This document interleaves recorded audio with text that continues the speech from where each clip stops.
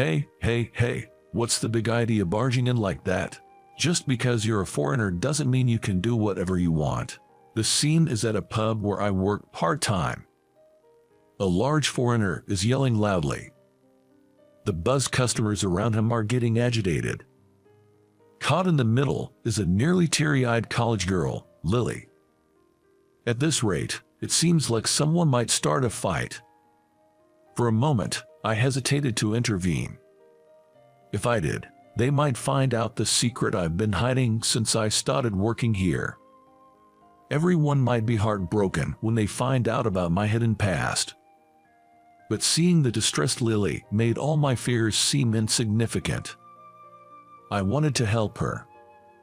With that determination, I stepped out of the kitchen and stood in front of the irate foreigner. And then, my name is Max. Ever since I was young, I've struggled with social interactions. It didn't matter the gender or age, I simply found it hard to converse with others. I remember feeling this way since kindergarten. Back then, what interested me the most were books. I started with picture books and gradually became interested in novels. Of course, many of the words were too advanced for me at the time, and I probably didn't grasp more than half of the content. Nevertheless, I thoroughly enjoyed trying to understand the settings and the emotions of the characters. That process was my greatest joy. However, understandably, my peers weren't interested in that at all. When I tried to talk about it, they'd say, "I have no clue what Max is talking about." Conversely, I couldn't relate to the cartoons or comics they discussed. Ever since then, I've lived a life avoiding much interaction with others. But you can't go through life all alone. My laid-back mom, noticing that I, now in college, still spent most of my time alone, told me, "You should really get out more and make at least one friend. If that's too much, at least get a job and see more of the world." Of course, I understood what my mom said, but I really didn't want to interact with people. I was even looking for a job where I could work independently. You can't go through life all alone, you know. Actually, if you took up a part-time job or something, you might find some folks you really click with. Even my dad sided with my mom. Reluctantly, I realized they were both teaming up to tell me this. Given the circumstances, right after graduation, I started looking for a part-time job. Around that time, the only senior at college who would talk to me referred me to a pub. When I explained the situation, he said, "If that's the case, want to try working here?" So, I ended up working at the pub he recommended. That pub isn't part of a chain or anything. It's run by my senior, who's the manager. According to Senior, it's an old establishment handed down from his grandfather, and the menu shows its age. It's worn and torn in places. I really like the unique taste it has. The manager, either seriously saying this or just not wanting to change things, would set things up with a laugh that made you unsure of his true intention. The seating arrangement included a few counters and tables, and the establishment only had 2 small booth areas. Moreover, the manager was seldom at the restaurant. As he had other tasks to attend to, he usually left the place to his assistant manager, named John. That guy really works me to the bone. He always makes me do the complex dishes, so my cooking skills just keep improving. Yet, my pay doesn't reflect it, John said with a chuckle, quickly preparing dishes. As John himself would say, he was truly skilled in cooking. Not only was he efficient, but his seasoning was spot on. Especially his omelet. It was so fluffy and wobbly, it felt like you could actually hear it jiggling.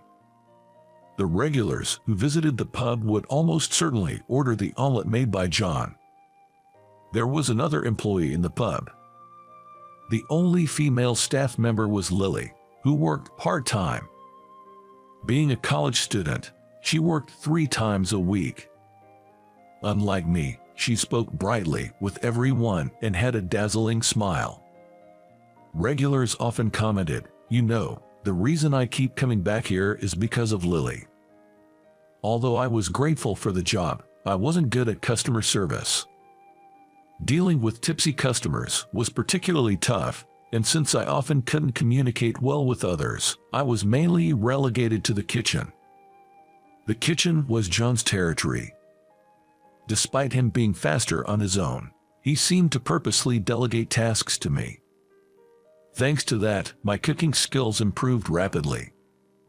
I've always had a passion for cooking. It's something I can quietly focus on by myself, without needing conversation. Never did I think this trait of mine would be so useful here. Contrary to my expectations, this place gets quite a crowd. When I was first introduced to this gig and saw the somewhat old-fashioned establishment, I assumed not many folks would frequent it. Boy, was I wrong. This joint has an assortment of alcohols, from popular domestic brews to rare local spirits, even international liquors, all thanks to the manager's fondness for booze. I still wonder where he sources them from. The location is prime too. It's conveniently located near major highways and exits, with plenty of traffic passing by. A short stroll away, there's a residential area. We get all kinds of customers, from long-time regulars to college students fresh out of their club activities. The three of us mainly ran this always busy place. To think that it was managed by just 2 people before I came aboard is mind-boggling. Lily, though occasionally messing up orders, has many fans among the customers. "It's all right, kiddo, I lead it," the old man often says, stepping in to help out. John often grumbles, "Darn, where's the manager goofing off now? Think I should deep fry him or something," but he's always cooking with a grin on his face. "John, this omelet is just out of this world," Lily's voice echoes from the dining area. To which he'd reply, "All right, I'll whip up another one for free, on the house." Sure, it was a busy gig, but I look forward to every shift. Half a year flew by since I started.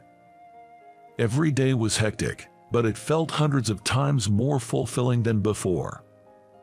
I was getting more adept in the kitchen, and could even anticipate what John needed without him asking. At times, I'd also help Lily out. Helping, in this context, meant delivering dishes to the tables closest to the kitchen. After closing up, the 4 of us would occasionally have drinks. The manager would bring out some fancy drink he wanted to try, offering everyone a glass. John, on the other hand, would quickly prepare some delicious snacks that paired perfectly with the drink. And it's always typical for Lily to grumble while she drinks. Lily is in the literature department, majoring in classical literature. She wants to be a librarian in the future. Her words excited me. Indeed, living surrounded by books sounds wonderful. For me, such days would be a luxury. Sadly, being in a science department, I can't get a librarian's certification. When she gets tipsy, she starts talking non-stop about infamous stories of famous authors. "You know, I love Fitzgerald. Oh, I mean F. Scott Fitzgerald. But just for his looks." John sighed. "How many times have I heard that? Fitzgerald was a jerk, right?" John probably had heard these complaints way before I started working here. Not just him. Fitzgerald stalked Hemingway, and Hemingway had stalked Fitzgerald. "So, what you're saying is, all we got from classic literature are stalkers. Aren't there any decent guys?" The manager urged Lily to improve the image of classical literature. Well, Poe was always in debt, and Bukowski was known to love his alcohol, to a fault. Lily, in her drunken state, couldn't help but lower the reputation of these literary figures. Even these famous guys were this bad, right? Men are just the worst in the world. What a radical statement. Though I thought so, both the manager and John were like, yeah, all men are trash, trying to comfort her. It wasn't the first or second time Lily made such remarks. Whenever we had a drink after work, she would always bring up these authors as examples to stress how terrible men are. I have a feeling she might have had a bad experience with a guy in her past. But neither John nor the manager asked her for details, nor did they explain anything to me. I was curious, but I couldn't ask Lily directly. I was also surprised that I became interested in Lily's past. Before I knew it, I became intrigued by a coworker, which was quite unexpected for someone like me who generally isn't interested in others. In these 6 months, I silently applauded the growth in my feelings. During my part-time job period, there was something else I noticed. The manager seemed to be quite fond of Lily. I mean, he seemed to really like her, if you catch my drift.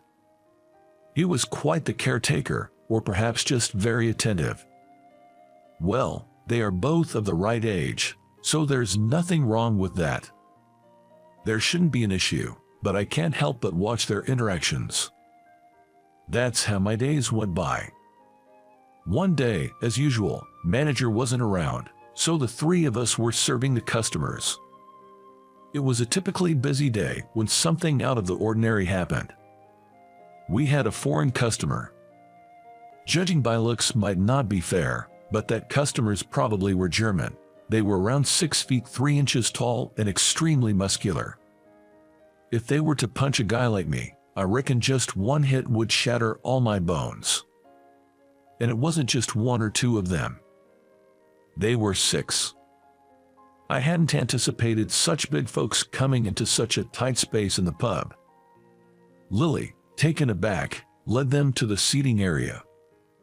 It got a bit crammed because of the other customers, but it couldn't be helped.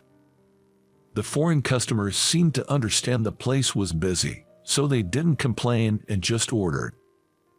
Their English was broken, but Lily managed to take the orders and safely return to the kitchen. Phew, I made sure to take that order very carefully. John joked, if you messed up, you'd probably get a whooping. At that comment, Lily double-checked the order slip and muttered, maybe I should ask again. Luckily, all the ordered dishes were served, and the foreign customers left looking satisfied. After that, customers kept pouring in without a break. Cooking non-stop, I took a moment to look at the clock and realized it was almost closing time. I was pretty worn out. Peeking into the dining area, there were still some customers, but most seemed ready to leave or had finished their meals. Just as we were about to start cleaning up the kitchen. What? Lily's voice echoed into the kitchen. Rushing back into the restaurant with great speed was the foreigner who had dined earlier. Whether he was drunk or had simply rushed back, his face was flushed and easily visible even from the kitchen. Brushing past Lily, he headed straight for the booth they had occupied earlier. From inside, a voice exclaimed, "Who the heck is this guy?" That private booth was already occupied by other local customers.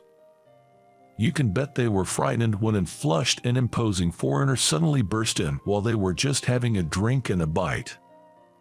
But those customers seemed a little tipsy too and quite spirited. Hey, just because you're a foreigner doesn't mean you can do whatever you want. The foreigner was shouting back, but in German, so the locals had no clue what he was saying. What's he going on about? It was worse than a normal drunken brawl.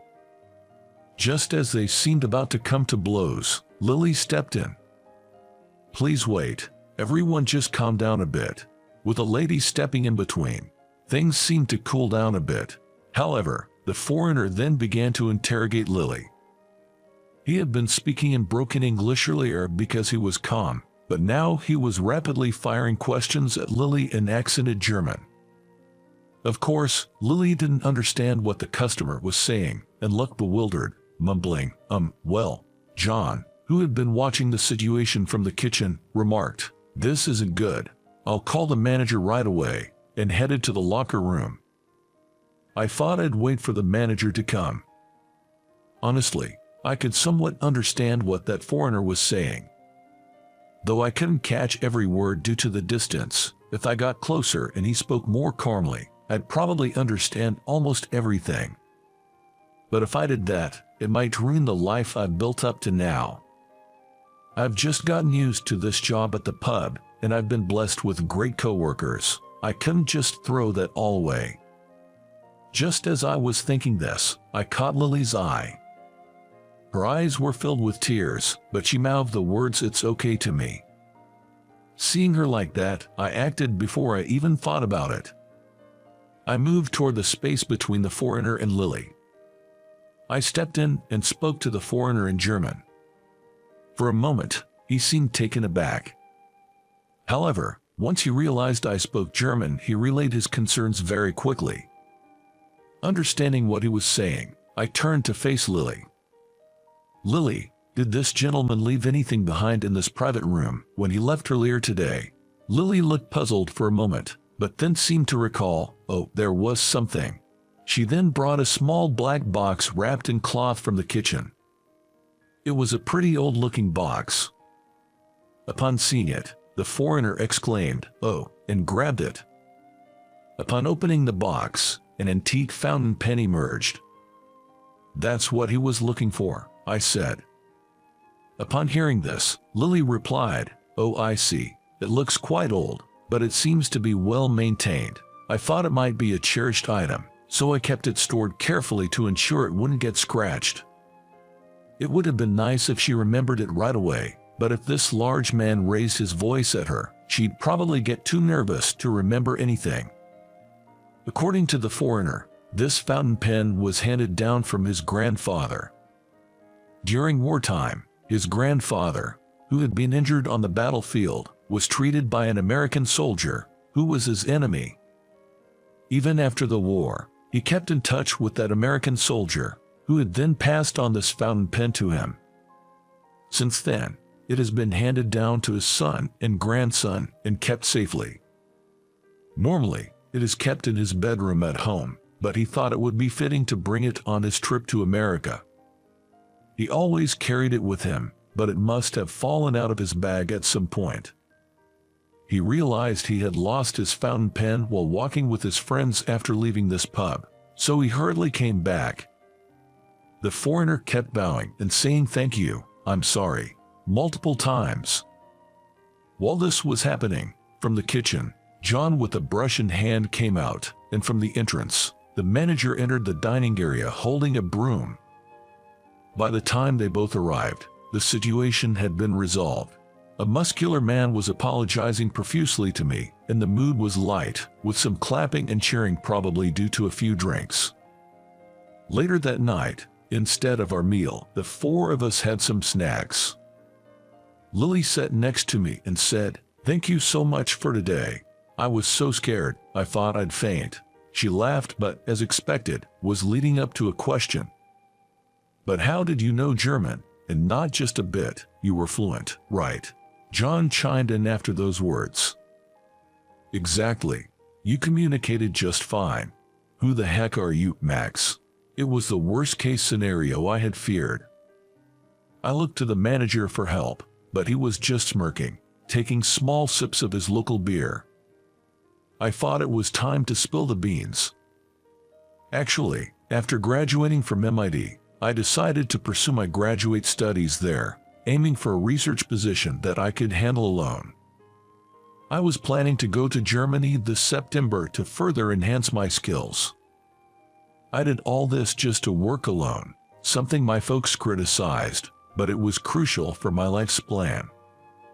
Until September, I thought I had time, perhaps for some reading at home.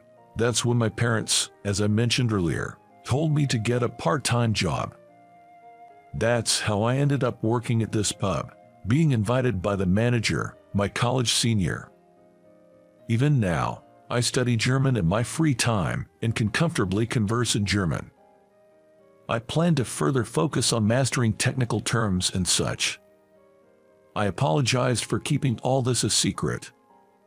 I was afraid that if I told John and Lily that I graduated from MIT, they wouldn't treat me the same. I had recently discovered the joy of socializing, and the thought of our bond breaking was terrifying. But that doesn't excuse the fact I was faking it. I deeply apologized for that.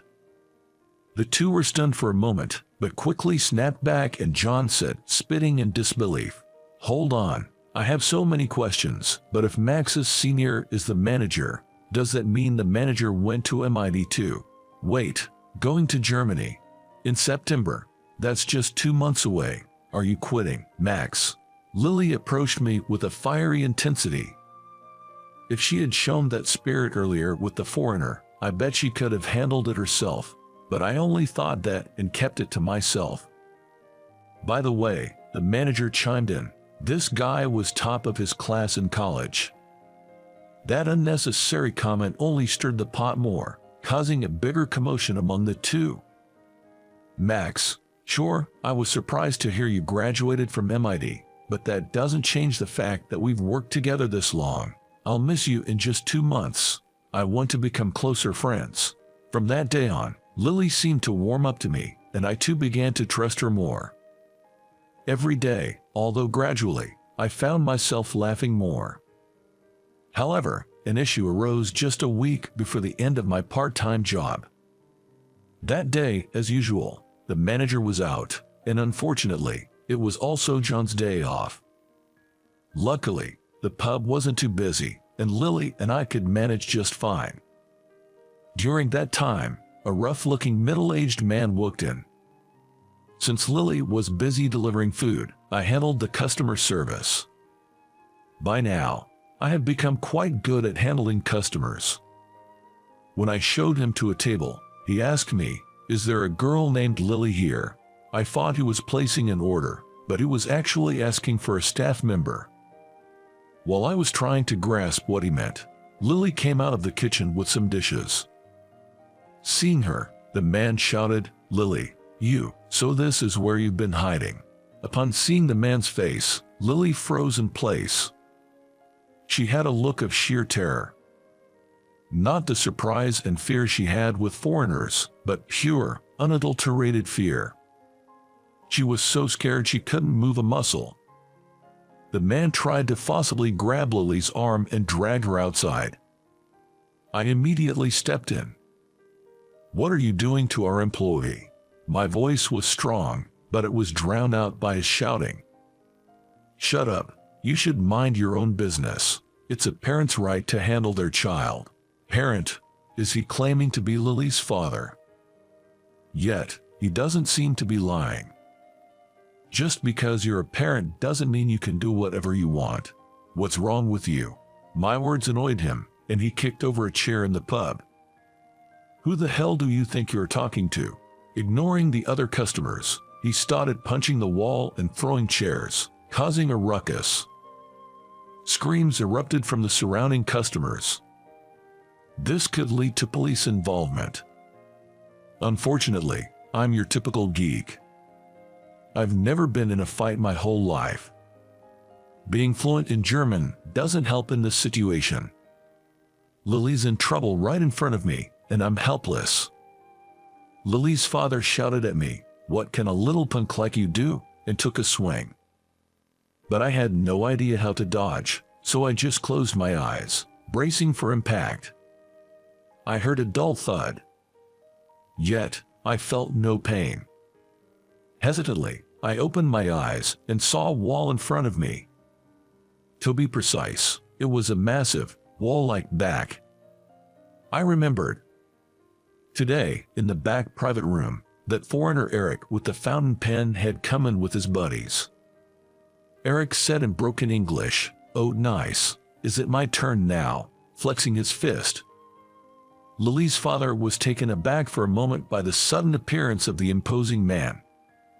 But he quickly regained his confidence and shouted, "What's with the foreigner stepping in?" Eric then began speaking in German, his voice calm but with palpable anger. Lily's dad didn't understand a word the big foreigner in front of him was saying.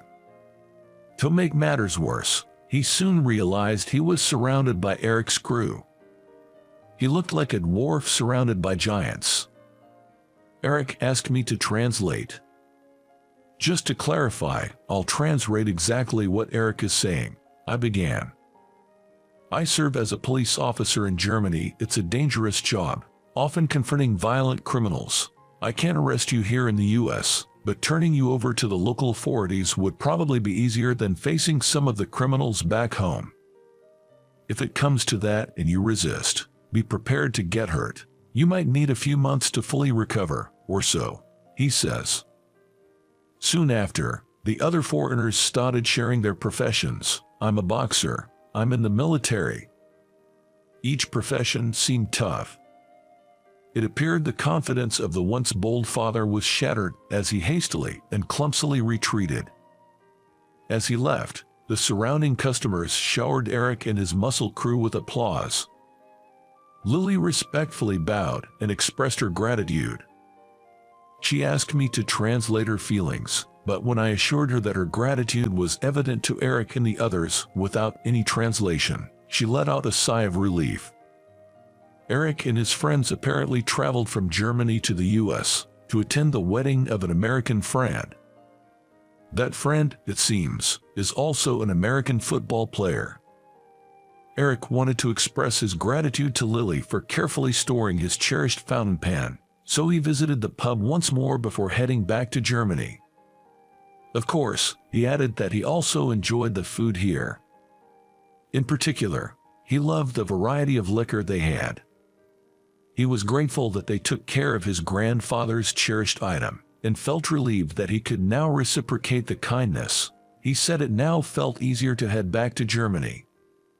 Tears streaming down her face, Lily bowed deeply as she and I bid Eric and his group goodbye. After closing up, I quickly phoned the manager to fill him in on the day's events. He listened silently throughout the conversation, but when I finished, he slowly began to speak. What the manager revealed left me quite surprised. Turns out, the manager was Lily's maternal uncle. He was 16 years younger than his sister, Lily's mother, making Lily his niece. The manager, a successful businessman, was running the pub as a hobby. Lily's parents had had an arranged marriage. Apparently, arranged marriages are still common among the elite and prominent families.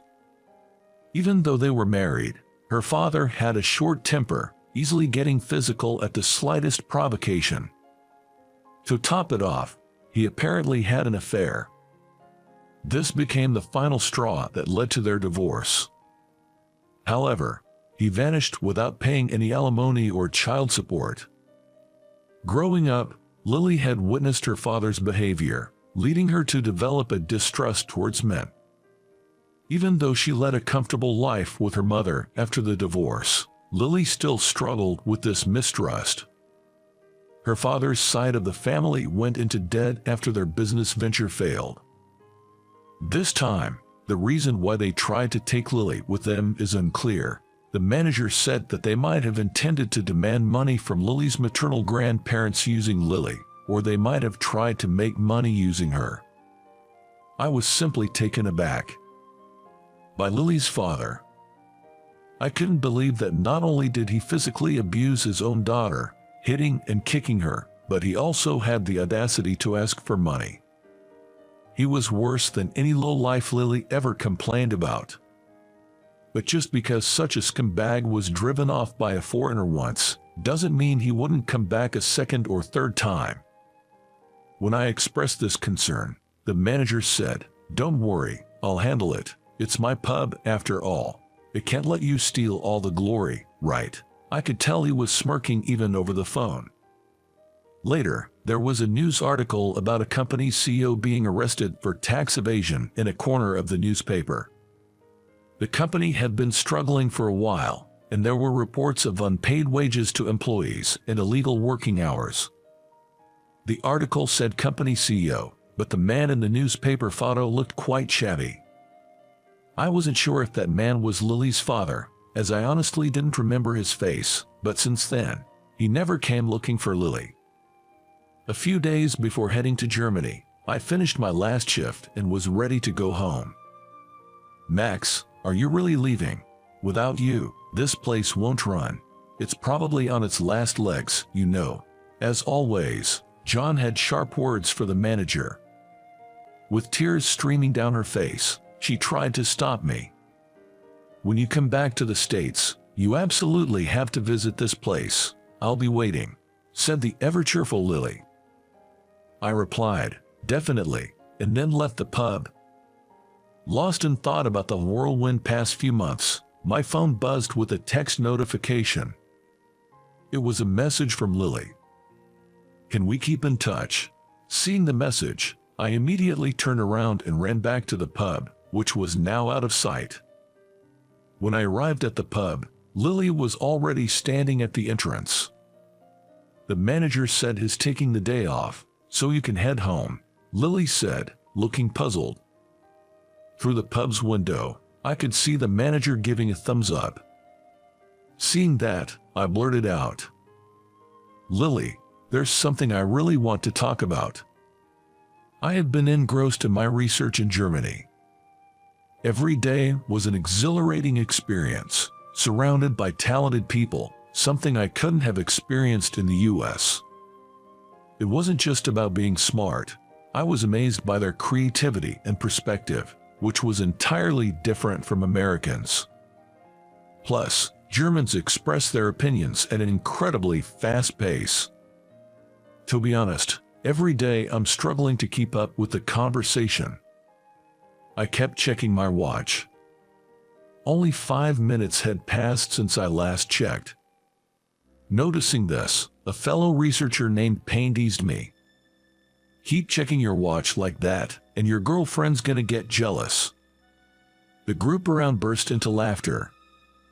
"I get to see her today after so long. I really need to go," I replied. Even as Payne and the others continued their banter, I made my way to the airport without another thought. While waiting for Lily at the airport, I found myself lost in thought. Relationships with others are indeed a mysterious thing. Reluctantly, I'd taken up a part-time job at the insistence of my parents. In just a few months, I'd gotten the hang of customer service. I'd lived a life avoiding interactions and had planned to continue doing so. Now, here I was, being teased by colleagues and waiting for my girlfriend at the airport. I wondered how Eric, who had brought Lily and me closer, was doing. Becoming his interpreter and even handling her overbearing father had solidified our bond. It's incredible how small interactions can yield such significant results. Engaging with others truly enriches life, I realized. As I was having this thought, a familiar voice called out from behind. "Hey, Max, sorry to keep you waiting."